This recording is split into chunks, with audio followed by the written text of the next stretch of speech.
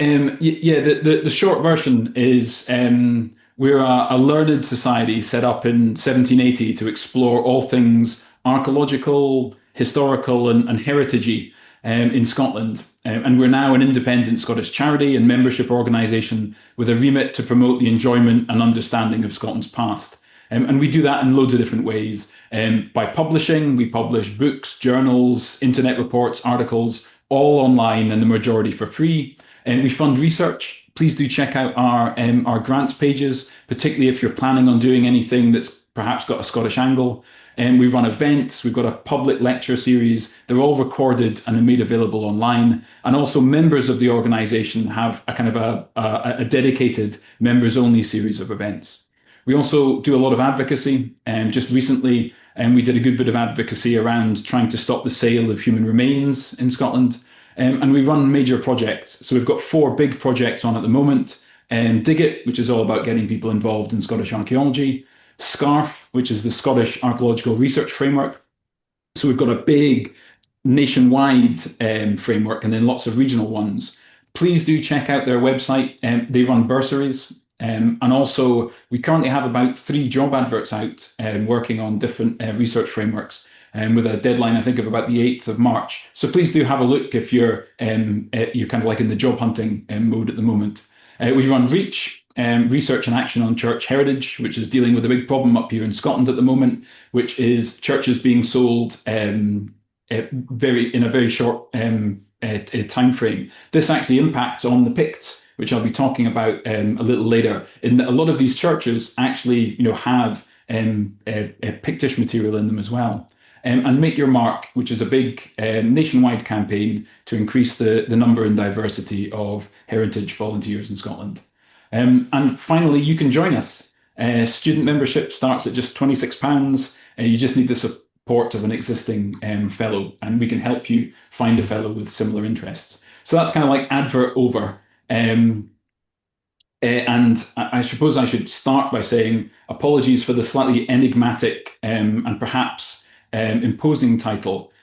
Carved in Stone refers to this like really cool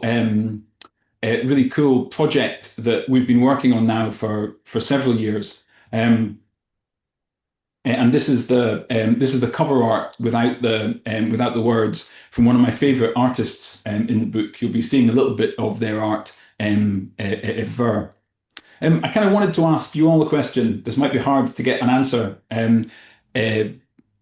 Does anyone here play tabletop roleplay games? Is anyone in the room? People are saying yes. Any particular types? D&D. D&D. Yeah. A lot of D&D. Cool. Carved in Stone was originally conceived entirely as a tabletop roleplay game, and it subsequently morphed into something that retained that storytelling focus, but has become more all-encompassing. But it can still be used as a source guide for role-playing games.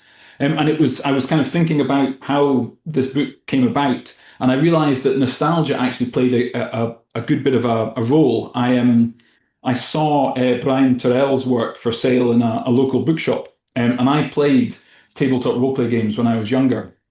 And it did get me thinking, both the quality of that product, but also my experience of tabletop roleplay games. It made me wonder if it would work as a vehicle for drawing together archaeological information. So we kind of conceived of Carved in Stone as a way to get folk involved in the world of the Picts, which is an early medieval kingdom that came to cover most of Scotland.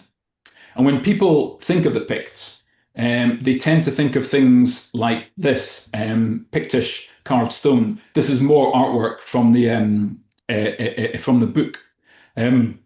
Weirdly enough, when I was a wee boy, we actually had an absolutely huge Pictish stone in our garden. Again, the more I think about nostalgia and connections, the kind of like the more they kind of like filter through everything, and it's a theme I would like to return to just towards the end.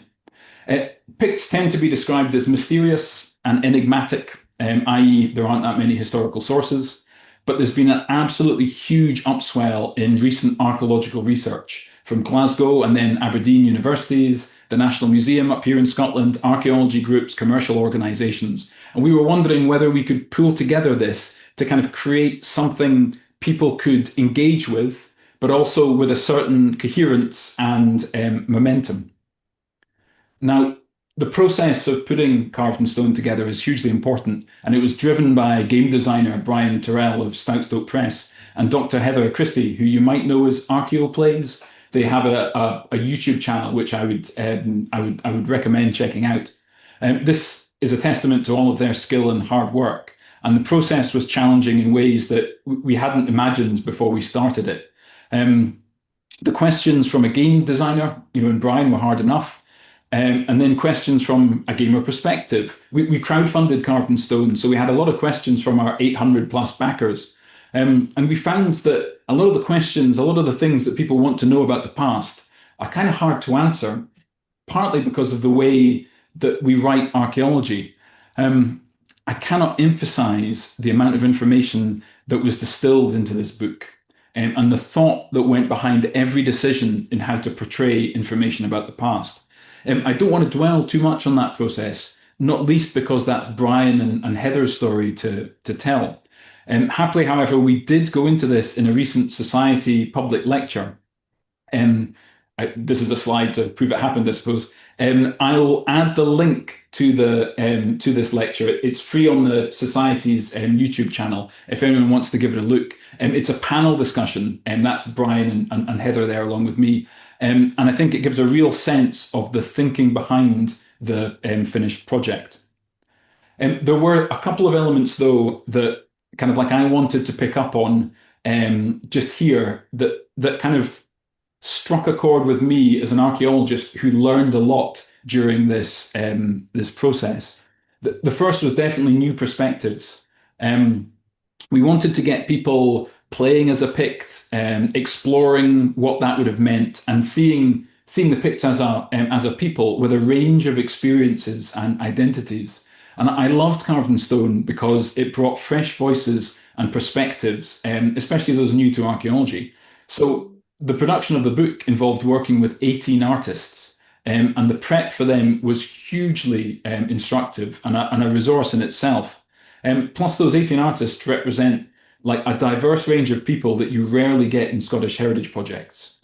They were trained effectively by Heather and Brian in Scottish archaeology in the Pictish time period. The Discord discussions that went behind the formation of every single piece of artwork, often stuff that hadn't really been depicted before, was incredible. We involved sensitivity readers in the development of the book, both for the historical content, but also the structure of the book itself. So we had these diverse perspectives baked into this project. And I found that games players are quite a demanding audience. They ask questions that we don't often face up to as archaeologists, and it impacts on everything from how we set out and collate information on the page to the content that we choose. I also found that in archaeology we obviously have lots of gaps and areas of uncertainty, but games players or storytellers kind of like need a guide from which to start from. So we had to embrace and acknowledge uncertainty, and in many cases give a best guess. And another, it obviously comes as no surprise, archaeological information is not always synthesized in a way that is easily used by others, particularly non-archaeologists. So there was a lot of work in kind of pulling things together and then translating it for a different audience. So as well as the new perspectives, I think another, the second aspect I'd kind of like highlight, ooh, that's not that one or that one. Oh no, I've missed my slide. There we go. Is grappling with fundamentals. And this is an image of Burgh Head, which was a kind of a coastal promontory fort, and like of great significance to the Picts. And the artwork, I just love the artwork and I love the location. I find that archaeological work often admits basic interpretive fundamentals. And for me, the main example of that is population size or population density. It kind of drives me up the wall a little sometimes when we talk about things like invasion or acculturation, but we don't like put out an estimate on population or population density. Do these explanations even kind of like make sense without that? And it's the same up in Scotland. But for this project, Heather basically totted up every settlement, estimated where the gaps were, used what fragmented information we had. For example, there are ecclesiastical accounts of the number of ships at Burgh Head, and came up with a population estimate for this time period for the whole of Scotland of about 130,000. And then a monk in the book, a monk mentions it in one sentence. And I thought this was really nicely indicative, both of the huge amount of work that goes into the tiniest detail of this book, but also the willingness to nail colours to the mast. To the mast. Like this game allows us to take that information and then explore and play and play with that. I think storytelling, games-based approaches, playful approaches, that's a strength. We can embrace that uncertainty. So the process is obviously very important, and also very much Brian and Heather's story. Hopefully we can maybe get them to come and talk to you at some point in the future. I'd also like to talk to you a little bit about the context of the book when it was launched, which I think raises a bunch of questions about how we communicate archaeology in general. And I'm really keen for your take on all of this and for your ideas on where we might go next. So I thought I'd start with a question that I ask a lot, and hopefully it might go the right way. Haha, there we go. What did you want to be when you grew up? I ask that of non-archaeological audiences all the time. And there's always a good few people say archaeologist. And I love that because it creates a bit of a bridge and space to explore what archaeology is and why someone might want to get involved. And I got this feeling of what I wanted to be when I grew up. And it's probably no spoiler to say I wanted to be an archaeologist when I grew up. Just recently, that all of that kind of came flooding back. And it was because of York University. Colleen sent me this really cool game based on Avebury by Louise Bedford. I don't know, I'm assuming some of you have seen it or played it. First up, it's fantastic. It's fun, and it's evocative of something of the strangeness of Avebury, at least the strangeness I kind of like remember. And secondly, kind of like looking back to when I was a kid, my mum and dad took me to Stonehenge, which I hated. But then they took me to Avebury, which I loved. And it was one of the reasons that I became an archaeologist. I was also, as a kid, very much into computer games. So kind of like seeing this game and playing it kind of hit me a little bit like a triple whammy. It made me reflect a little bit on that nostalgia word and games-based approaches, which I'm coming to see both as as a pro and a con. But I'm also beginning to see nostalgia like a lot in the choices that I've made, and particularly like games-based approaches. So back just a second then to what people think of archaeology. Through the Dig It project, we've found that people tend to like what archaeologists do. They're interested in things that may even be mundane to us, and then they become passionate about them. There's a really interesting audience agency report from a couple of years back that basically looked at correlation between people going and visiting places like castles or country homes or doing stuff and their view of like that nebulous concept heritage. And it was all kind of interesting. And as you'd perhaps guess, the more people went to these places and got involved, the more interested they were. Apart from archaeology.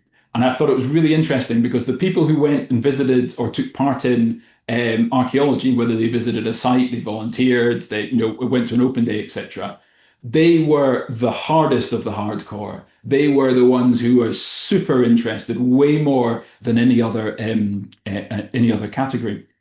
And that was in my head recently when I read this report. I don't know if any of you have seen it, Trial and Error. It's the Public User Needs Survey recently produced by the Council for British Archaeology and others. And again, I got that same message from here, an engaged core, a kind of corona of interest around that, and then like the vast majority of people who we perhaps don't reach. There are a lot of flaws in this report in a way, but I also really like how the authors kind of like acknowledge it and lean into it. And there's a section in there from the results of one of the focus group or workshops that they ran, which basically describes a tabletop roleplay game without using any of those words. It's a good report. I'd definitely recommend having a look. So we're good with people who wanted to be an archaeologist when they grew up, is kind of like my main takeaway. We're not perhaps always so good at thinking about the motivations of people beyond that. And the people who do want to be an archaeologist when they grow up, that also brings with it a sense of ownership of the fruits of archaeology, which I think has, again, positive and negative aspects. And I kind of just wanted to dip into some of those negative ones. We launched Carved in Stone in November last year. We've got a really lovely pull quote, a whole series of them on the book. It's basically the best book on the Picts ever written. Dr. Adrian Maldonado, National Museum, Scotland. Thank you, Adrian. We'd had huge press when we announced Carved in Stone as a crowdfunded Kickstarter several years ago. And then when we launched, it was even bigger. BBC, Herald, Scotsman, The National, etc. Sales were really good, and there was an appetite. We started to get amazing feedback from teachers and academics and backers and just people with an interest. We then got an inquiry from a right-wing paper, which was just basically an odd form of questions. We didn't respond immediately. We got together to discuss, and then boom, they published an article anyway. And basically, the headline from that article stated that the Picts were all Black in a new school book for 4-year-old kids. And this slide it seems to have been one that particularly provoked some form of reaction. This image was kind of splashed by several of the papers. I should note that Pictish Scotland at this time was obviously plugged into much wider European and African and Asian kind of networks, if you like, particularly after the Roman Empire, and particularly trade networks after that, and especially Christianity. The Picts at this time are all Christian, or notionally Christian, or primarily Christian. There were Black people in the past. They did rock up in Scotland, and that is something that we can explore. So this got picked up by other right-wing press, a right-wing TV channel, and the most right-wing person you can probably imagine on X, which is saying something, all repeating basically those errors, about what it was and what audience it was for. Weirdly, we found that although the headlines and the headlines in all of the right-wing press were terrible, the content was actually often quite complimentary, even when they were trying not to be. It was like, well, yes, we are trying to offer a new perspective on the past. It was really interesting to see the interesting / horrifying to see the rage machine, I suppose, from the inside. The original paper was published as an article. It generated all of this, and then they put it behind a paywall and used it to generate cash.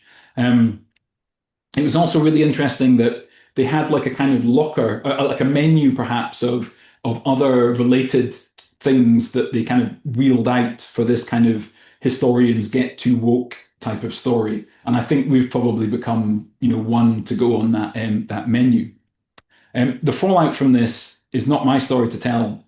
I would like to note the effect, though. The impact was a bit of a nightmare, particularly for Brian and Heather, whose roles are online and are effectively one-person organizations.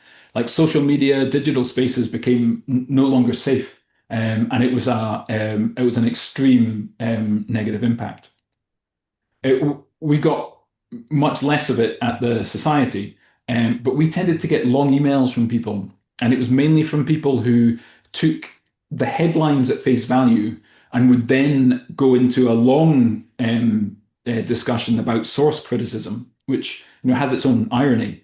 I often think about how an enigmatic and mysterious people like the Picts have such a specific meaning to people, and often, I think it's probably fair to say, a lot of the complaints were older and whiter and more male in terms of audience demographic. Where does that come from, and how is it so easily manipulated?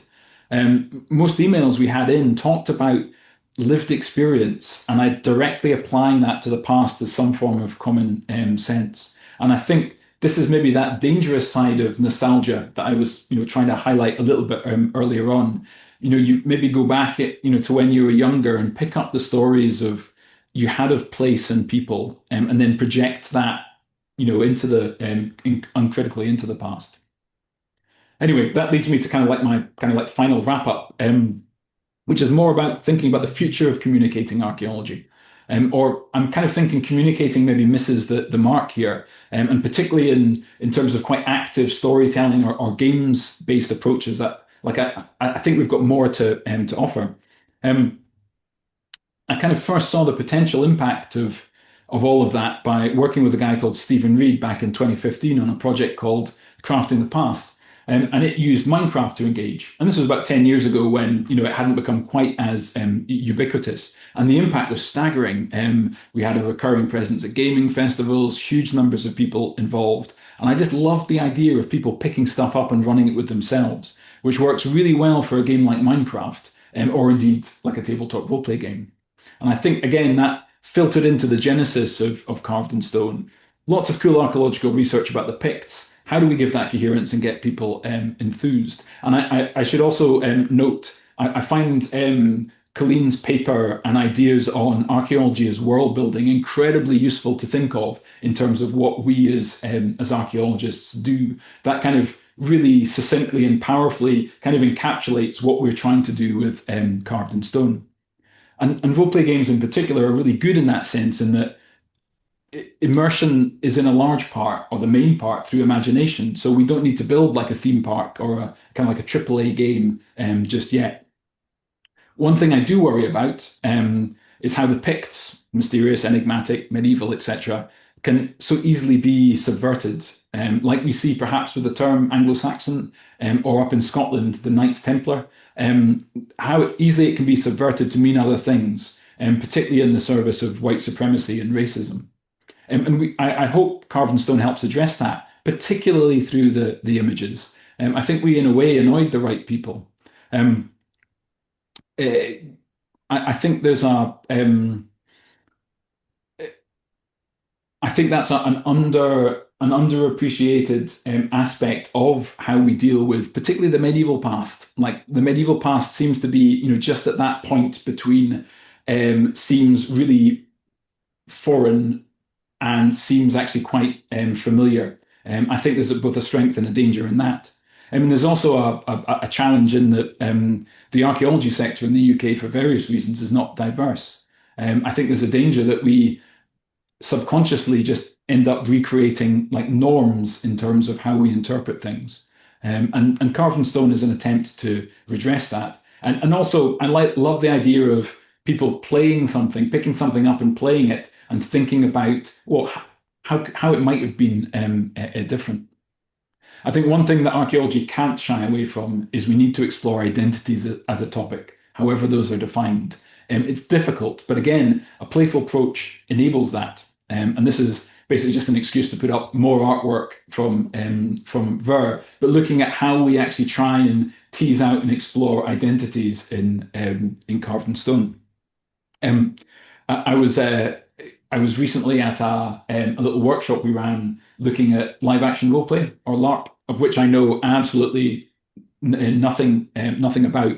And a big thank you to Mackie Wardle, who was there and who helped educate me. But I love, one of the things I love about LARP, and I think the things that we need to get better at, is building empathy. And I think there's a lot of potential in games-based approaches to do that. I recently was involved in a project led by the University of Strathclyde, where we worked with Ando Glasgow, which is a Roma-led charity in Glasgow. CIFA, we worked with CIFA as well, the Chartered Institute for Archaeologists, and a group of young Roma people. And it was an eye-opening experience. That the thing that struck me was that it wasn't even as if these young people felt excluded from archaeology. It was that it was so far from their radar that it hadn't occurred to them. And then we had a real challenge of working with a group who started to engage with archaeology and with museums, and through that engagement came to realize that they are just not present in the stories that we tell. And we did a follow-on, again led by the University of Strathclyde, called White Thinking and the Failed Promise of Diversity in Scottish Heritage, looking at embedding change in reaching audiences as part of organizational culture rather than just project-based work. More stuff about that project will be out soon. But it did strike me that particularly when I look at games-based stuff, it tends to be much more project-focused than program-focused, for example. And just as a kind of a very brief aside, one of the reasons I like tabletop roleplay games is just a huge number of people not engaging through digital. Audit Scotland, and this is just for Scotland, recently brought out a report called Tackling the Digital Deficit, which highlighted that 15% of adults in Scotland lack foundational digital skills and 9% of households have no internet access. And a household is just over 2 people in Scotland. That's almost 1 in 5 of the population. So to close then, we're currently seeking funding for Carved in Stone, the next generation. We've got a mountain of material to work from. We've got opportunities to develop more content, to reach loads more people, to be relevant and to be fun. And hopefully we'll be going open access towards the end of the year. I'd be really keen to hear about cool projects you guys are working on.